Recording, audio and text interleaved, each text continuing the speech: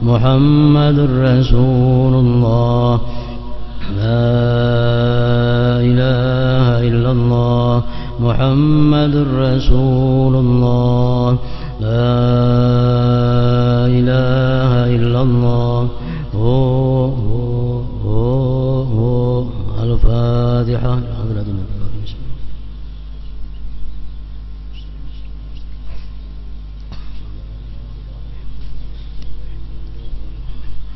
فيا أيها الرجل منه شفاعة صلوا عليه وسلموا تسليما.